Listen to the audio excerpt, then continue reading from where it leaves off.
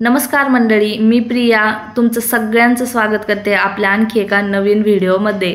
आज आपण बघणार आहोत एकदम हॉटेलमध्ये मिळतो ना त्याच पद्धतीचा खिमा घरी कसा बनवायचा।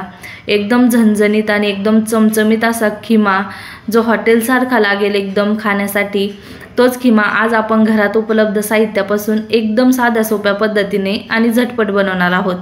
चला तर मग रेसिपीला सुरुवात करूया। या ठिकाणी एक कढई ठेवून घेतली, त्याच्यामध्ये 1 चमचा तेल घालायचे।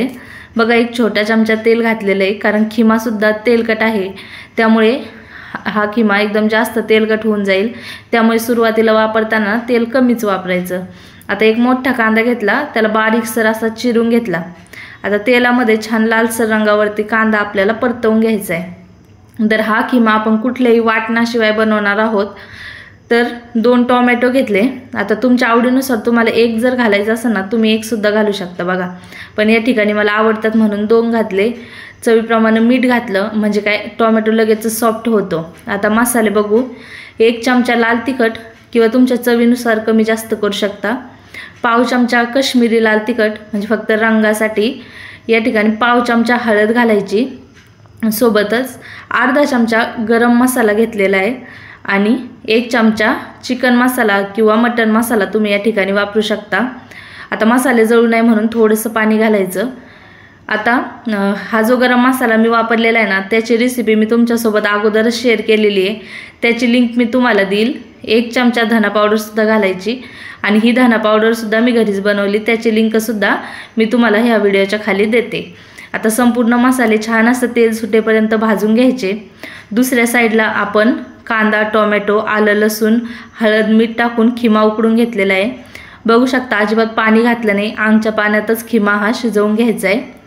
तर आता तो शिजलेला खिमा आपल्याला ह्या मसाल्यामध्ये घालून द्यायचा आहे। छानपैकी एकदा हे संपूर्ण जिन्नस हलवून घ्यायचा आहे। आपण या ठिकाणी सुका खिमा बनवतोय, तुम्हाला थोडासा रस्सा भाजी सुद्धा तुम्ही याची बनवू शकता। तर बघू शकता अद्रक मी अशा पद्धतीने लांब लांब पातळसर कापून घेतलेलं आहे।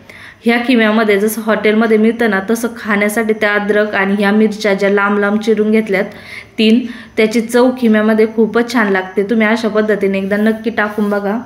वरून मस्त अशी हिरवीगार कोथिंबीर घातली आणि संपूर्ण जिन्नसा पुन्हा एकदा एकजीव करून घेतल्या आणि आणखी 5 ते 6 मिनटं आपल्याला हे एकदम मंद गॅसवरती झाकण ठेवून किंवा झाकण न ठेवता सुद्धा आपल्याला हे शिजवून घ्यायचे, जेणेकरून मसाले आणि संपूर्ण साहित्य एकत्रित शिजलं जावं आणि छान त्याची चव उतरावी। बघू शकता एकदम चमचमीत असा आपला हा खिमा बनून तयार झालेला आहे। आता तुम्ही हा खिमा पाव बरोबर खा, रोटी, नान, पराठा किंवा भाकरी चपाती बरोबर सुद्धा एकदम अप्रतिम लागतो।